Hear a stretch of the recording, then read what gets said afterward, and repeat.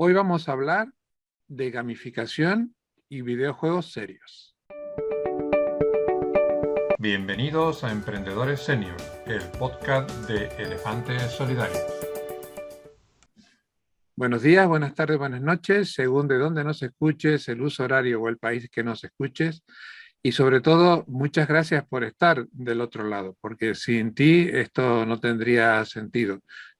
Hacemos este podcast para que los profesionales senior y los no tan senior en cada episodio aprendan un poquito más de los temas que planteamos. Hoy hemos traído a una persona, una formación impecable, tiene un currículum que no lo vamos a mencionar completo porque es súper extenso, para que nos cuente qué significa todo el universo del videojuego, sobre todo orientado a la gamificación y al videojuego serio, porque creo que es uno de los temas donde los seniors no nos metemos, pero prácticamente por desconocimiento, porque todos sabemos que existen los videojuegos, todos sabemos que existen una industria supermillonaria, pero no sabemos, por lo menos en mi caso, cuando me planteé el tema de la entrevista, me di cuenta de que no sabemos los alcances que tiene el término videojuego. Buenas tardes, Carlos. Hola, buenas tardes. Muchas gracias por la invitación. Muchas gracias por tu tiempo, por destinar este ratito para hablar con nosotros. Cuéntale a la gente que nos escucha o que nos ve en vídeo, ¿quién es Carlos González Tardón? Bueno, pues básicamente yo lo que hice fue estudiar psicología y bueno, me interesó el tema de los videojuegos, fue bastante complicado, me tuve que salir de la universidad no, porque no era un tema académico, por así llamarlo, entonces tuve la suerte de poder hacer muchos proyectos, montar mediatecas con videojuegos. Luego he trabajado mucho en empresas de videojuegos serios, de gamificación, creando proyectos, pues un poco de todo, desde recursos humanos, intraemprendimiento, también mucho de entrenamiento para ciertas cosas o ciertas habilidades industriales, temas de salud electrónica o videojuegos para la salud y nada, y luego también volví a la universidad y soy profesor. O sea que he estado vinculado a esto ya desde hace casi... Pues dentro de poco, ahora 20 años, sí, poco a poco. Así que muy contento de poder estar en este ámbito, sí. Eres joven, pero con una dilatada experiencia. Ahora volveremos a la anécdota esa de que planteaste desarrollar cosas sobre videojuegos en la universidad y no lo consideraron pertinente. Pero antes de eso, cuéntanos qué se entiende, cuál es la definición, sin llegar a términos académicos, qué se entiende por videojuego serio.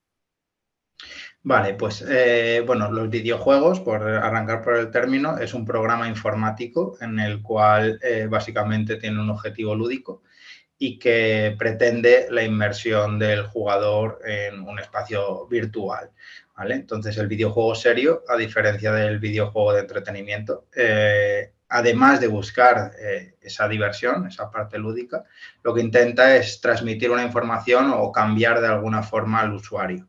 A cambiarle, ya sea, puede ser pues los advert gaming, que son videojuegos que lo que pretenden es, bueno, mejorar la imagen de marca o venderte productos. Están los news game, que están vinculados a los medios de comunicación, edutainment, que son de, bueno, pues para educación, training game, de entrenamiento. O sea, hay muchas tipologías de videojuegos serios que están vinculados a ámbitos o industriales o sociales, o sea, porque también hay mucho videojuego para ONG.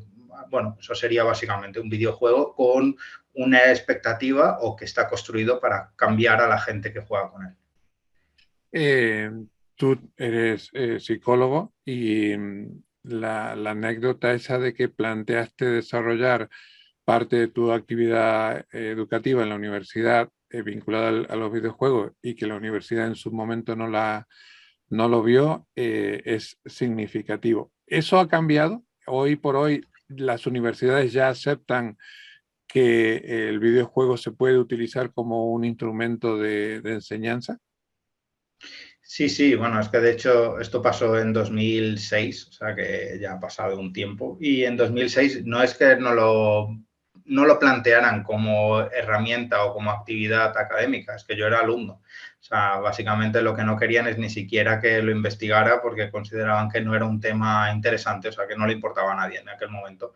Eso ha cambiado totalmente, más que nada porque todas las universidades tienen incluso grados de videojuegos, o sea, grados de creación. Ha habido un cambio radical, sobre todo porque se han dado cuenta de una cosa que ya venía de muy lejos. O sea, la generación de los 80 jugaba el 95% de la generación a videojuegos. Entonces, lo que pasa que no era aceptable, se consideraba como una actividad, una pérdida de tiempo y claro, cada vez hay más investigaciones que indican que todo lo contrario. Entonces, ahora ya está totalmente integrado en el mundo académico y también en el ámbito social.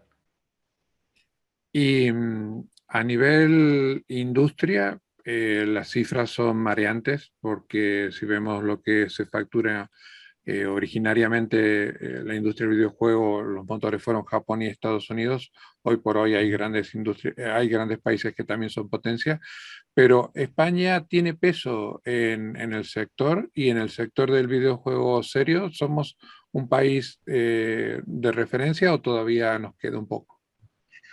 Hombre, tenemos bastantes empresas que están trabajando en ello y además con proyectos bastante potentes bueno, que han levantado bastante dinero en rondas de financiación. O sea, básicamente España siempre ha estado en el ámbito del videojuego, del entretenimiento, luego del videojuego serio. O sea, hay empresas que llevan más de 30 años trabajando en el ámbito del videojuego serio y también en gamificación. O sea, los primeros premios que se crearon sobre gamificación los ganó el BBVA con su estructura de gamificación. O sea, que es que sí que es verdad, bueno, el primer Congreso Internacional de Gamificación se hizo en España. O sea, sí que es verdad que, bueno, tenemos ese problema siempre los españoles de que parece que lo nuestro es menos, pero no es así. O sea, no somos una potencia tipo, pues a lo mejor dentro de Europa, lo que podría ser Inglaterra, a lo mejor Francia, Alemania, pero en videojuegos serios sí que podemos competir con muchos de esos países tranquilamente.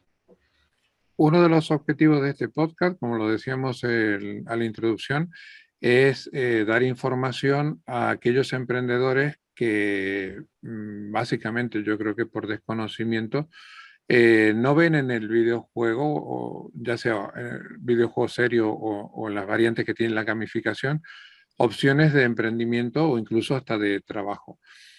¿Qué sectores del desarrollo técnico o artístico se implican en lo que es desde la idea hasta la puesta en venta de un videojuego? Claro, hombre, principalmente hay como 4 grandes ramas dentro de la creación de un videojuego. O sea, la primera, lógicamente, es la ingeniería, la informática, porque es un programa informático. Todo lo que tiene que ver con redes, todo lo que tiene que ver con servidores, todo lo que tiene que ver con la misma programación, tanto back o front-end.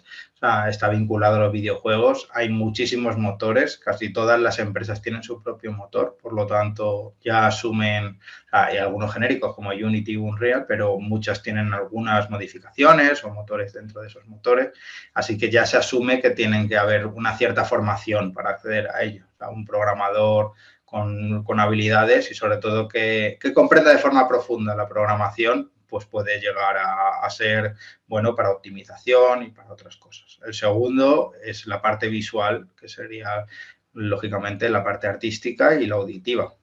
Que ahí, bueno, pues hay de todo. O sea, hay desde gente más técnica hasta concept art, que son más artísticos. O sea, nosotros trabajamos, por ejemplo, en uno de los proyectos con una pintora que básicamente lo pintaba todo acrílico y luego se escaneaba. O sea, que es que depende de, o sea, se pueden hacer muchísimas cosas en torno a eso, porque luego ya hay artistas más técnicos que lo pasan a la parte digital.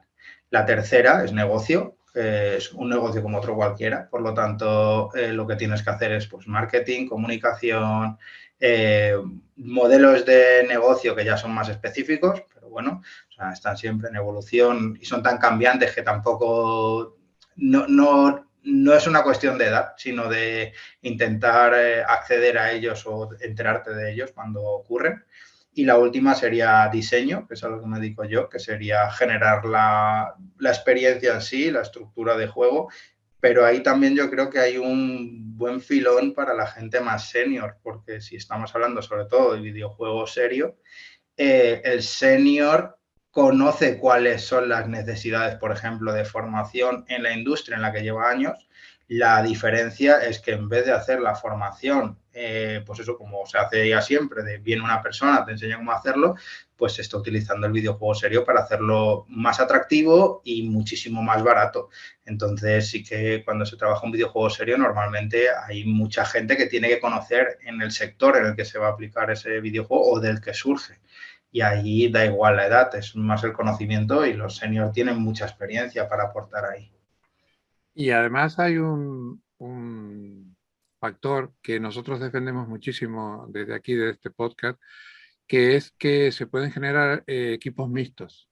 Mixtos en edad, mixtos en género, mixtos en conocimiento, porque un videojuego es un proceso muy complejo. Lo hablábamos antes de empezar a grabar. Yo estoy teniendo una experiencia profesional en el Polo Digital de Málaga y realmente he descubierto que la realización de un videojuego se puede asimilar a una producción cinematográfica, incluso creo que es hasta más compleja.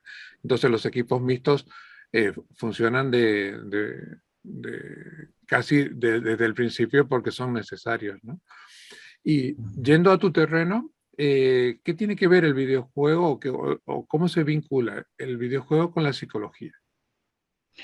Bueno, básicamente es que quien pone en movimiento el videojuego son las personas. Por lo tanto, las personas, el conocimiento de cómo va a funcionar una persona o cómo le va a impactar el videojuego o por qué un videojuego puede ser más o menos divertido, está dentro del ámbito de la psicología. O sea, lo que pasa que sí que es verdad que ha costado un poco hacerlo entender de que esto también es una parte de la psicología. Pero claro, casi todas las teorías psicológicas que hablan de cómo son las personas, de cómo se comportan, del sentimiento, la motivación y todo lo demás, es básicamente estrategias que de forma intuitiva la industria del videojuego ha ido aplicando. Entonces, la diferencia es que en vez de estar pues todo el rato inventando la rueda, pues si hay gente más lista que tú que ha hablado de esto ya y lo ha investigado, pues intentemos aplicarlo a partir del conocimiento de un área que ya está un poquito más establecida que los estudios de videojuegos, pero vamos, sigue siendo lógica, o sea, igual que en otras cosas se está aplicando la psicología, como en recursos humanos y todo lo demás, pues en videojuegos ha empezado. Hay videojuegos muy específicos, se me viene a la memoria los desarrollados por Nintendo para entrenamiento del cerebro, ¿no? Entonces, cuando hablamos de gamificación, el concepto de gamificación, ¿qué engloba? Pues gamificación, hay distintas tendencias dentro de la gamificación. O sea, a mí, o la que yo utilizo es básicamente, si los videojuegos son tan atractivos para la gente, ¿qué podemos sacar de los videojuegos para hacer más atractivo aquellas tareas que no quieren hacer o que cuesta más hacer o que no están estructuradas para que tengan ese comportamiento que se tiene cuando estás jugando a un videojuego? O sea, que es que te lo pasas bien, que no tienes miedo al error, que intentas repetir para mejorar puntuaciones. Eso no es muy habitual en casi ningún ámbito y en los videojuegos es parte de su naturaleza. Entonces, la gamificación lo que pretende es sacar esas estructuras que dan esa sensación o esa experiencia dentro del videojuego y ponerlo en un sector que no tenga nada que ver con el entretenimiento ni pasárselo bien, o puede ser recursos humanos o formación o otras. Tú has mencionado antes el premio que ha obtenido el BBVA. Entiendo que las empresas grandes están, supongo yo, que por presupuesto más abiertas a este tipo de iniciativas, pero las pymes cada vez lo ven como una opción más rentable o de más de motivación a sus empleados. ¿Cuál es tu experiencia con respecto a eso? Sí, realmente es que hay proyectos de todos los tamaños. O sea, lo bueno de la gamificación es que es escalable. O sea, y sobre todo que también, a diferencia de los videojuegos, no es necesario una plataforma tecnológica para desarrollarlo. que eso a veces cuesta de entender. Un videojuego es un proyecto informático, la gamificación es sacar las estructuras de motivación, de recuerdo y castigos, de recompensa y todo lo demás a otros lugares. Entonces puedes hacerlo incluso con cartulinas. O sea, yo he trabajado con muchos tamaños de empresas, desde muy, muy grandes a muy pequeñas, incluso con países o ministerios y cosas así. Entonces, la cuestión es la siguiente, es que, por ejemplo, ya no es solo para sus empleados, es que, por ejemplo, para fidelizar a tus compradores, si tú tienes una pequeña, yo qué sé, una página web pequeña de compra y venta de cosas, de tus mismos productos, a una pequeña tienda online, ya se están utilizando estrategias de gamificación para hacerles volver y que quieran comprar tus servicios y que salgan satisfechos con la estructura que le estás dando, porque cada vez se entiende más las situaciones no como acciones, sino como experiencias. No es que vengas y compres, sino que experimentes algo cuando compres y que eso da valor a los servicios que tienes. Y entonces realmente la gamificación se va infiltrando dentro de lo que es experiencia de usuario y por lo tanto está más aplicado a muchos más espacios o situaciones de las que eran antes. Por suerte estamos terminando un periodo bastante complicado, que ha sido el que comenzó en el 2020 con lo de la pandemia. Hemos tenido conciencia de lo importante que es la comunicación, lo importante que son las tecnologías. Tú y yo estamos teniendo en este momento una conversación, un café virtual a cientos de kilómetros de distancia. En el tema de los videojuegos serios, ¿cómo ha afectado la pandemia? ¿Ha sido favorable o desfavorable? Ha sido muy favorable y también la gamificación. O sea, principalmente porque de repente, por ejemplo, muchas empresas decidieron cerrar sus oficinas. Entonces hubo que formar a la gente en estas herramientas. O sea, es que ya el hecho de decir, vale, hay que formarles a saber qué es el trabajo online, ¿vale? Y también a favorecer el contacto. O sea, hubo muchos proyectos, sobre todo de gamificación, que era para mantener el vínculo entre los empleados, ¿vale? Y hacer actividades entre los empleados similares a las que se producirían dentro de la misma oficina. O sea, y luego en videojuegos serios, la cuestión es que ha habido empresas que se han gastado bastante dinero en montar estructuras de formación interactivas, que eran pequeños minijuegos de, vale, ahora estamos así, pues ¿cómo podemos explotar todas estas tecnologías? Y en vez de hacerlo con formaciones que se hacían un poco infinitas, y ahora aprieta aquí, no, y espera, que no era aquí, no sé cuántos, pues construían como pequeños hubs simplificados de lo que querían hacer a través de pequeños minijuegos y entonces ahí el jugador, que era en el fondo el trabajador, podía probar y sin exasperar a nadie de no, ahí no, o sea, porque la máquina es infinitamente paciente. O sea, es como puedes hacerlo mal 8 millones de veces que la máquina cuando la hagas bien te va a decir, ay, perfecto, no necesita paciencia porque está programada para ser paciente. Así que sí que ha habido bastante empuje y cada vez tiene pinta de más, sobre todo porque muchas empresas se han dado cuenta que pueden traer talento de todo el mundo y que su talento puede vivir donde quiera y no necesariamente en la ciudad en la que residen. Y eso ha cambiado el modelo. Sí, yo creo que de las pocas cosas que podemos destacar después de estos años de sufrimiento ha sido que hemos tenido conciencia de que no hace falta estar en una oficina para desarrollar trabajo y que muchas veces la gente cuando está relajada, está en un ámbito más favorable, produce muchísimo más. Yendo ahora al terreno un poco más personal, tú tienes una sólida formación como psicólogo, pero considero que también eres emprendedor. Eh, ¿Qué te motiva a emprender? Pues yo la verdad es que nunca he sabido si he sido emprendedor o no. O sea, la verdad te debo decir. El hecho de montar una empresa ya te define como emprendedor, ¿eh? Sí, sí, pero es que, claro, cuando tú ves los modelos de emprendimiento y, bueno, y la gente que da charlas de emprendimiento, que yo la verdad que lo valoro mucho y los escucho, y claro, es como una sensación de, bueno, ahí a tope y no sé qué, y casi me arruino, no sé qué, claro, a mí yo no. O sea, yo he debido ser el emprendedor más amarrategui de la historia del emprendimiento, si soy un emprendedor, porque es que lo dudo, porque yo siempre ha sido como un crecimiento muy pequeño, muy constante, siempre con colchón, siempre sabiendo que si caigo, a ver dónde puedo caer. O sea jamás está en una situación de decir todo o nada. O sea, y sobre todo que si se ha dado, he huido de ello. O sea, he huido a velocidad luz.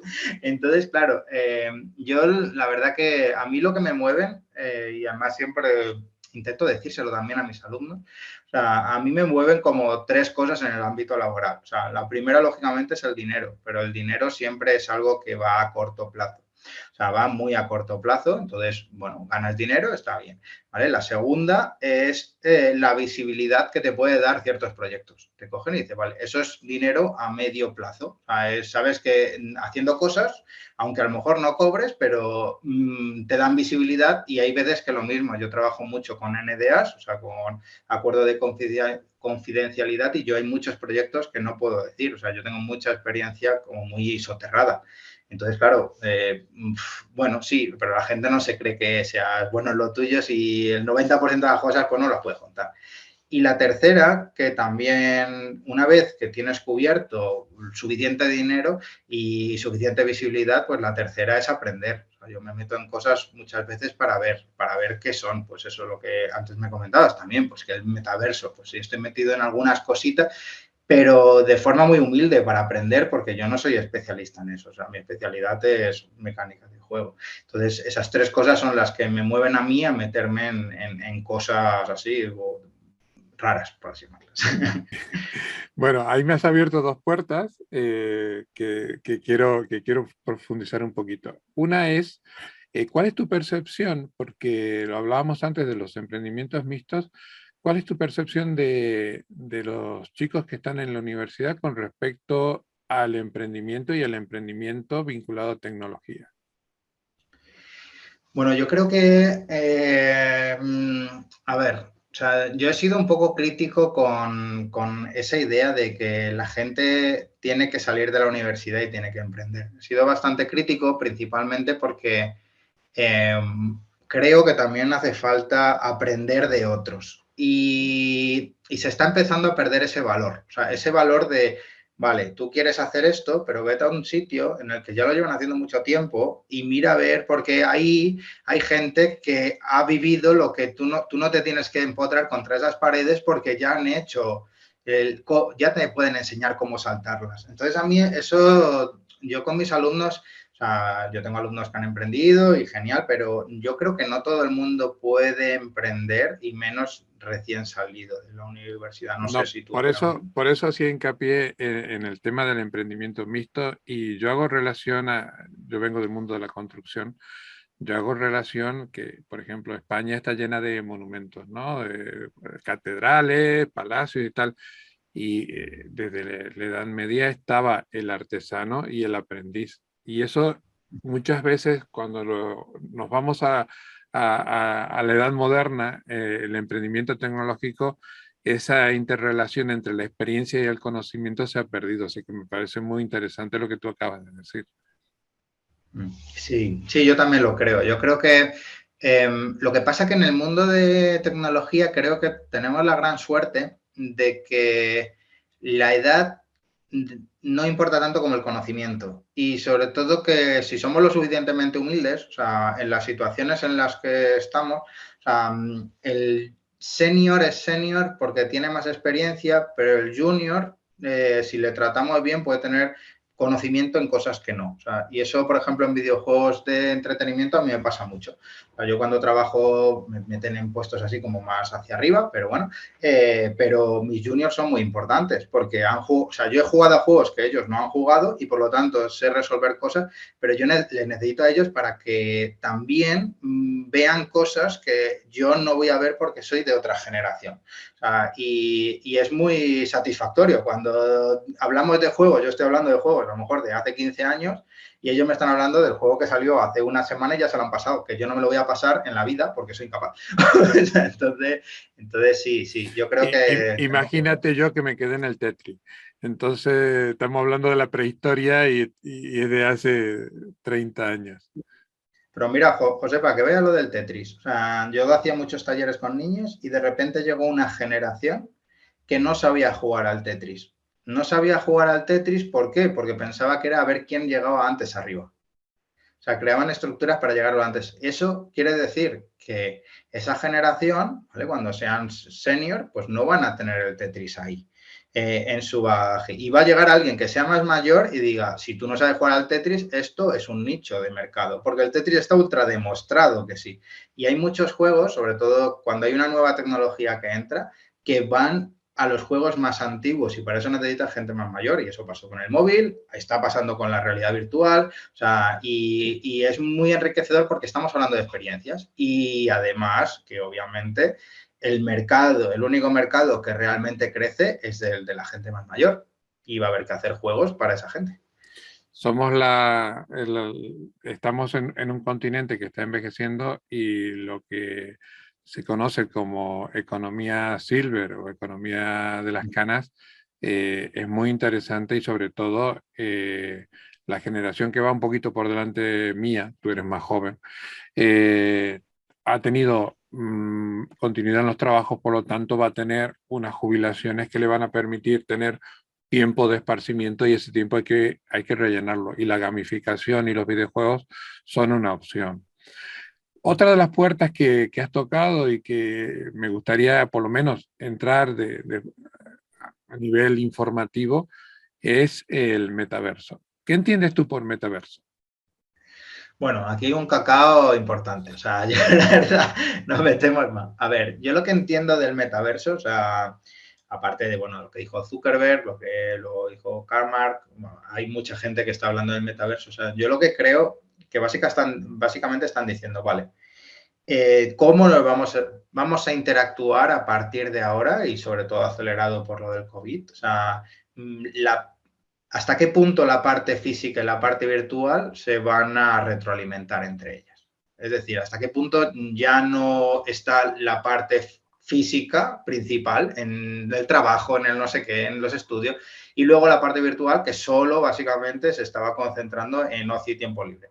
¿Vale? ¿Hasta qué punto esto no puede ir invadiendo y retroalimentándose entre sí? Entonces, a partir de esas dos tecnologías que parecen disruptivas, que es la realidad virtual y la realidad aumentada, o sea, es cómo vamos a construir espacios complejos de muchas experiencias, ¿vale? Vinculadas a monetización, obviamente, o sea, también a modelos de negocio un poco distintos a los que se hacían hasta ahora, y en el cual las personas van a estar allí pasando bastante más tiempo del que se pasaba. Entonces, el metaverso, básicamente, lo que creo yo que están diciendo es quién va a construir ese agregador, por así llamarlo, de contenidos en el cual nos metamos con esas tecnologías a pasar bastante más tiempo que hasta ahora. Eso es lo que entiendo yo.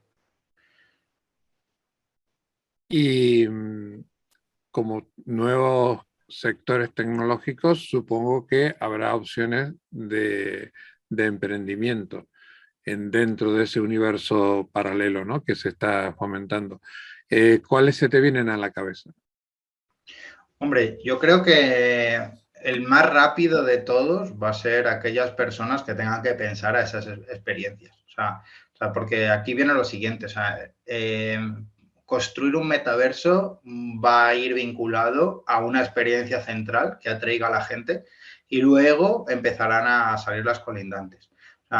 Levantar un metaverso desde cero, pues es caro, pero estar dentro de un agregador de contenido es lo mismo que pasó cuando apareció Facebook. Facebook era una red social, ¿vale? Y la gente entraba ahí para estar en contacto. Pero luego de repente empezaron a crear videojuegos, empezaron a crear no sé qué, incluso cursos de formación, las empresas, tiendas virtuales. De repente ahí es donde se generó la posibilidad para empresas de menor tamaño. No podías montar una red social de ese tamaño, pero sí que podías crear tus pequeños espacios de emprendimiento que movieron millones y millones de dólares. O sea, que no pequeño comparado con Facebook, pero no como humildes a nivel de dinero. Entonces, yo creo que ahí va a haber mucho, sobre todo porque nadie sabe qué es el metaverso. Por lo tanto, ahora mismo es un espacio abierto a ver qué se te ocurra y seguramente por lo que decíamos, la economía silver y todo lo demás, ahí también va a haber bastante espacio para que esa gente lo haga, sobre todo porque casi todas las investigaciones que se han hecho en realidad virtual para personas de la tercera edad, pero ya más mayores, han salido muy bien. O sea, que también quiere decir que hay un interés. Es que no tenemos que confundir personas ya de determinada edad, de 50 años para arriba, con analfabeto digital. Es decir, puede ser una persona de 50 años que esté muy puesta, o 60 años muy puesta en tecnología. No me quiero quedar sin tiempo y quiero preguntarte dos cosas que considero importantes.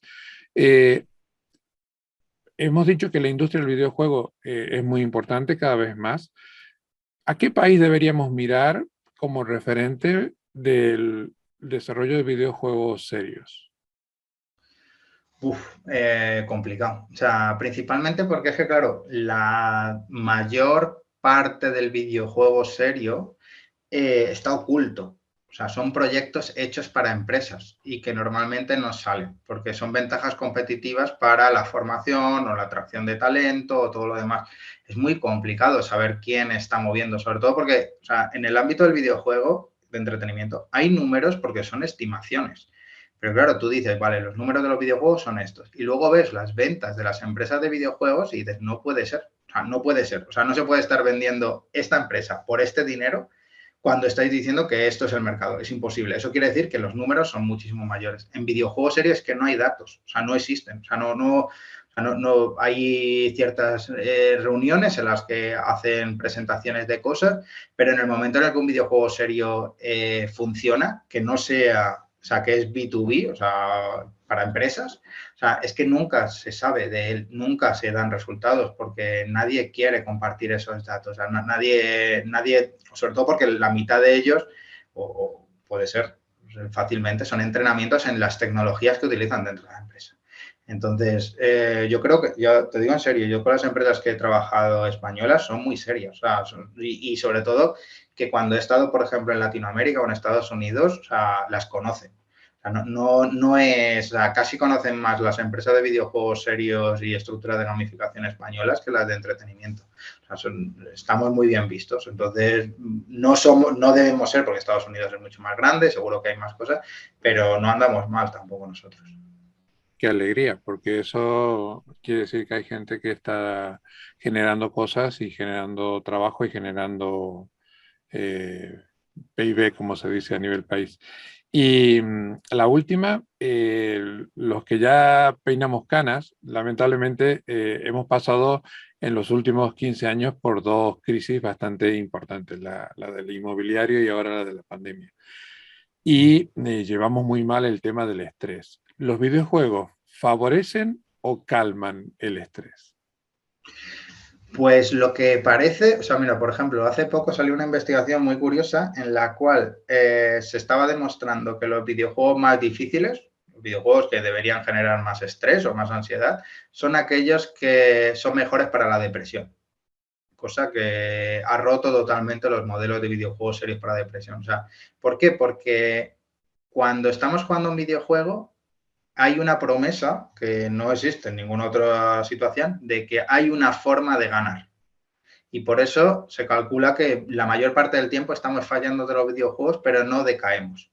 Entonces, hay dos tipos de estrés, ¿vale? El estrés que va hacia ansiedad porque sientes falta de control y otro tipo de estrés que se llama euestrés, que es el estrés bueno, el estrés que te lleva a intentar ser mejor y a conseguir las cosas. Y eso es en lo que un videojuego bien hecho, con una curva de dificultad bien hecha o adaptativa, es lo que produce. O sea, y también se están haciendo investigaciones sobre, bueno, ese manido término de resiliencia, o sea, de que los videojuegos lo que te hacen es ser capaz de aguantar hasta el final, aunque parezca extraño, pero aguantas. Y sí que parece que sí que lo producen también. Perfecto. Yo me la he pasado genial, espero que tú también, y que hayamos instruido un poquito a la gente que nos ha escuchado. Eh, Eso va a generar muchas preguntas, va a generar muchas inquietudes. ¿Cómo pueden ponerse en contacto contigo? ¿Cuáles son tus coordenadas digitales? Pues básicamente ya, pues Twitter pueden contactar, que es @carlosgtardón, también por LinkedIn, que yo agrego a todo el mundo, o sea, Carlos González Tardón, y me pueden encontrar allí. Y bueno, y también pueden enviar correos y todo demás, está todo ahí, tienen todo ahí disponible. Así que yo encantado de lo que quieran preguntar y las dudas que tengan, pues lógicamente encantado de poderles contestar. Doy fe de que Carlos contesta muy pronto porque nos pusimos en contacto. Aunque tengamos el mismo apellido, no somos ni primos ni nada que ver. Nos pusimos en contacto a través de LinkedIn y en muy poquito tiempo coordinamos este día para la entrevista. Carlos, ha sido un placer. Creo que este tema va a seguir evolucionando y tus conocimientos evidentemente también. Así que si te parece, nos emplazamos para dentro de un tiempo volver a repetir este café virtual, que para mí ha sido muy instructivo y muy ameno, para que nos sigas contando por dónde van los videojuegos y tu trayectoria profesional. Muchísimas gracias por la invitación y nada, que es genial vuestro proyecto. Ya he oído algunos podcasts y están muy bien y aprendes mucho siempre de los perfiles. Espero que yo haber aportado mi granito de arena también. Yo creo que sí. El objetivo que nos pusimos al empezar el podcast, que es que en cada episodio por lo menos ayudáramos a una persona. Ya llevamos más de 100 y pico, así que creo que a más de uno habremos por lo menos instruido o despertado la inquietud de profundizar en determinados temas. Ha sido un placer y si te parece nos veremos en un próximo episodio. Encantado. Muchas gracias. Querido oyente, nos gustaría saber tu opinión sobre los temas tratados en nuestro podcast y también te pedimos de que te suscribas al canal en donde nos escuchas, que nos des la máxima puntuación para que de esa forma crezcamos en relevancia y más gente sepa de nuestro podcast Emprendedores Senior. Mil gracias y te esperamos en el próximo episodio.